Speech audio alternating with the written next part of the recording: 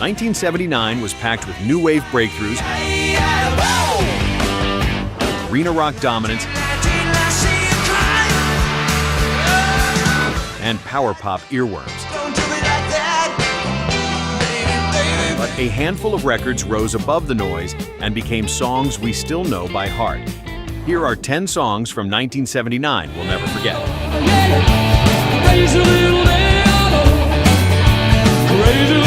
Number 10, Don't Do Me Like That by Tom Petty and the Heartbreakers.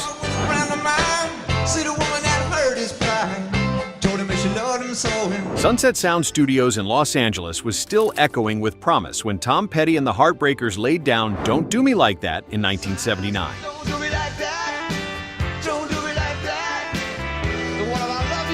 Born from a scrappy Florida bar band, they'd found themselves poised at the intersection of pop and classic rock, propelled by the song's crisp organ hooks and punchy rhythm.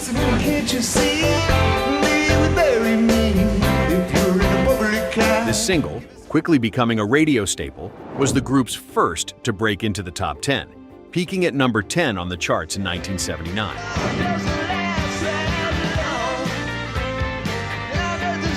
Producer Jimmy Iovine harnessed Petty's raw urgency and Mike Campbell's seamless guitar licks, making the track leap off the album and out of car windows everywhere.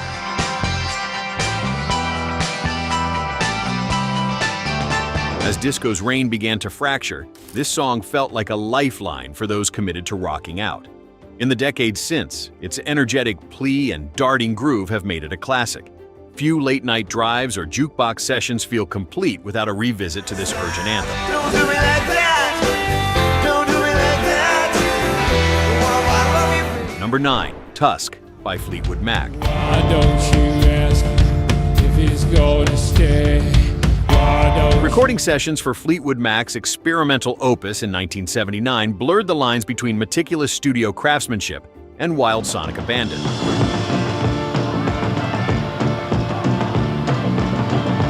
With Tusk, the band invited the 112-piece University of Southern California Trojan Marching Band into the mix, a move engineered by Lindsey Buckingham and captured at Dodger Stadium.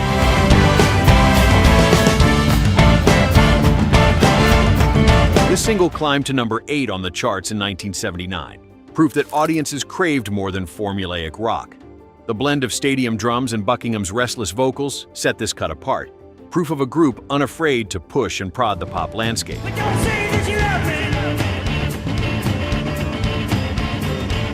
Released at the peak of their fame and on the heels of the blockbuster Rumors, the song's percussive edge and strange, infectious groove proved Fleetwood Mac could thrive well beyond safe territory.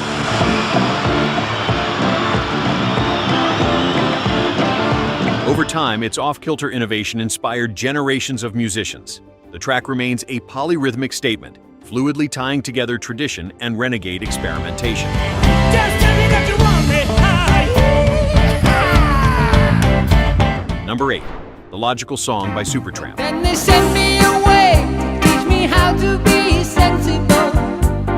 In the vibrant swirl of the late 1970s, Supertramp's studio work became an intriguing mixture of tight musicianship and barbed commentary. There are times when all the world's asleep. The Logical Song found its way onto radios as part of their Breakfast in America album, which marked their commercial zenith. Please tell me what we've learned. Released in 1979, this single reached number 6 on the charts that year, spurred on by its distinctive use of the Wurlitzer electric piano and John Helliwell's bold saxophone.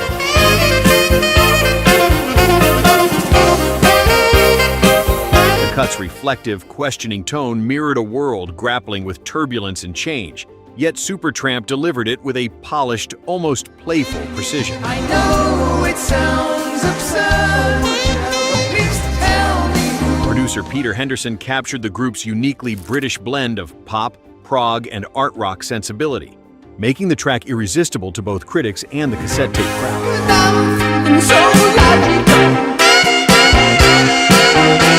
Even now, its inventive arrangement and sharply edged instrumentation make it a perennial favorite for anyone reaching for something just left of center.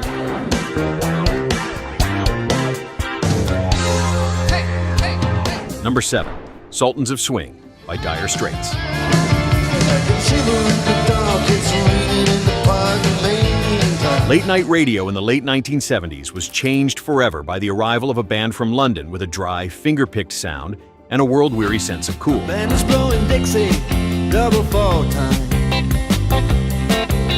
Mark Knopfler's songwriting arrived fully formed on Sultans of Swing, a debut single that muscled past disco and punk, climbing all the way to number 4 on the charts in 1979. Do the honky-tonk just like anything. The track's clean, narrative guitar lines and vivid scenes of pub musicians tapped into nostalgia while feeling utterly contemporary. With the Sultans on swing. Notably produced at Basing Street Studios with Muff Winwood at the helm, this song's crisp clarity and almost journalistic sense of detail set the tone for the decade's guitar-driven resurgence.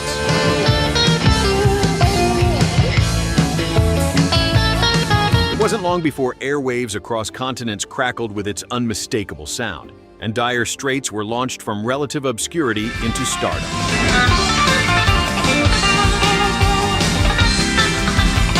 The single's easy sophistication still makes it a recurring feature in greatest songs lists.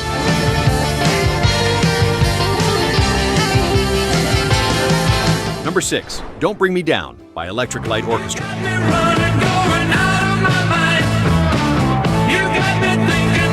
The summer of 1979 saw Electric Light Orchestra shift their already glimmering sonic palette into something brighter and bolder.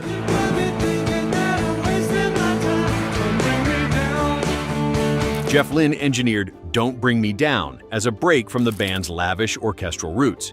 There were no strings on this single, just relentless rhythm and a pulsating synth line.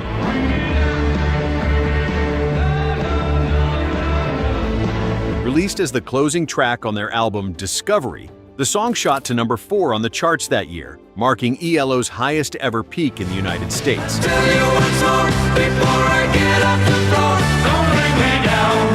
Its thumping, anthemic beat resonated everywhere from roller rinks to burgeoning MTV rotations, cementing the band's transition out of symphonic rock and into pop grandeur.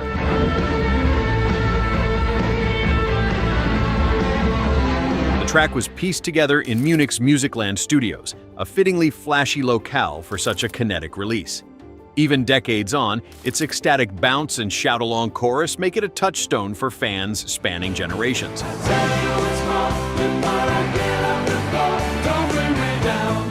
We're halfway through, and the sounds of 1979 are already bringing back some deep cuts. Which of these songs did you grow up with, or maybe discover years later on a dusty record or random playlist? Got a favorite song we didn't include? Drop it in the comments. We'd love to hear the tracks that stuck with you. Number 5, I Want You to Want Me by Cheap Trick.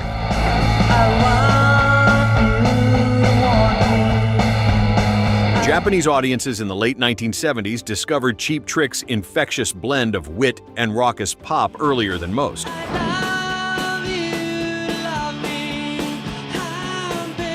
It was a live recording at Tokyo's storied Nippon Budokan in 1978 that propelled I Want You to Want Me into U.S. consciousness. The single soared to number 7 on the charts in 1979.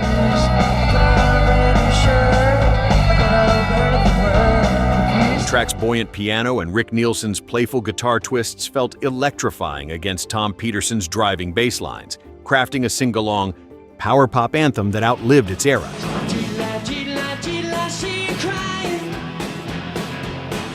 Produced by Jack Douglas, this version crackles with crowd energy, capturing a sense of euphoria rarely matched by studio takes.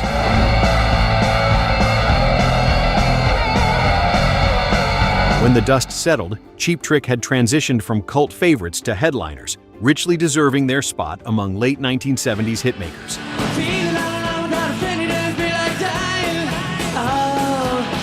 Over time, this breakout hit has become not just a retro staple, but a rallying cry at sports arenas and karaoke bars worldwide.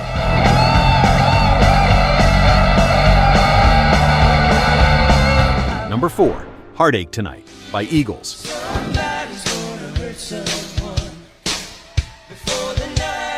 Songwriting in the era of the Eagles meant phone calls across time zones and collaborations that threaded together the best of American rock.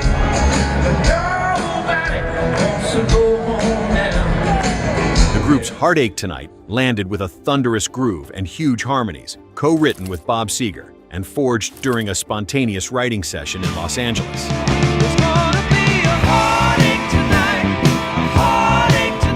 Released as the lead single from The Long Run, the track reached #1 on the charts in 1979, offering proof of the band's enduring radio dominance.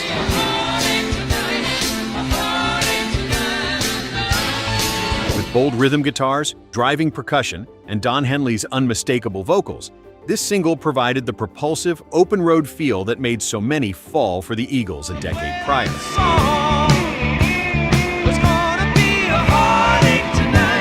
The cut later earned a Grammy for Best Rock Performance, further cementing its status as a defining late 1970s rock moment.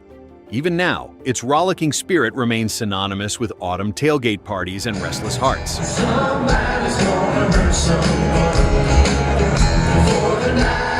Number 3, Crazy Little Thing Called Love by Queen.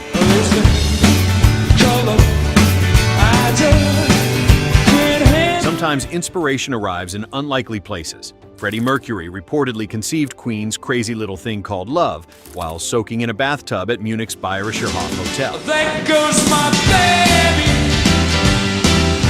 She knows all I want. Recorded quickly at Musicland Studios, this single marked a stylistic detour for the band, swapping layered opulence for a rockabilly shuffle and nimble vintage guitar work. She drives me crazy. She gives me heart and pulse. Released in 1979, the song swiftly bounded up the charts and reached #1 in early 1980, Queen's first to do so in the United States.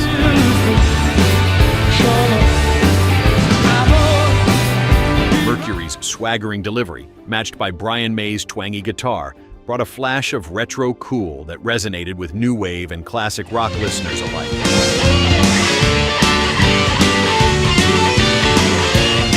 This track's light touch gave Queen a wider audience just as the decade was turning. Across countless compilations and biopics, this breathless, clever single continues to attract curious listeners and keep dance floors moving.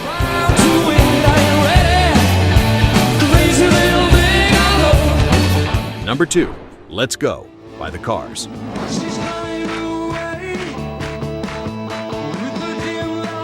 At the dawn of the 1980s, the Cars were busy bridging the divide between sharp-edged rock and synth-laced new wave.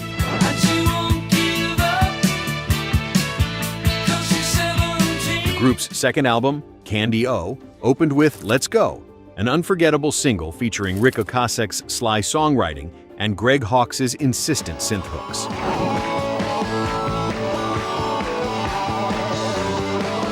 Released in 1979, this track swiftly climbed to #14 on the charts that year, sending the band into heavy MTV rotation not long after the network's launch.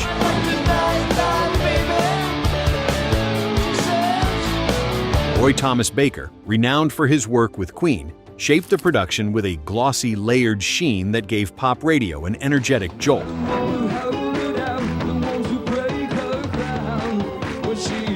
Teenage anthem status wasn't far off. The memorable hand claps and catchy call and response cast the band as torchbearers for restless suburban youth.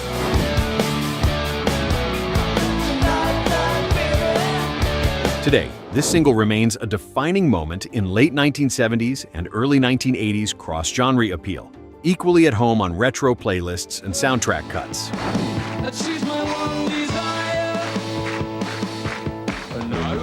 Number 1, My Sharona by the Knack.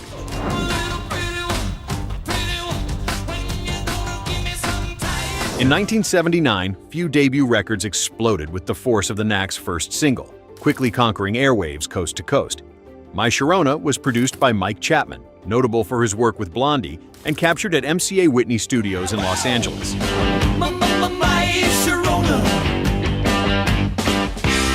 Propelled by Doug Feger's insistent vocals and Bruce Gary's gymnastic drumbeat, the track hit an undeniable nerve. It spent 6 weeks at #1 on the charts in 1979, the year's highest-selling single.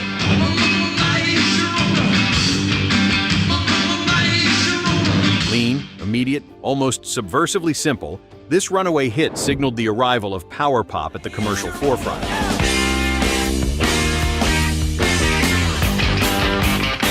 With Within months, its arresting riff became omnipresent, blaring from boomboxes, commandeering dance floors, and forever imprinting itself on high school memories.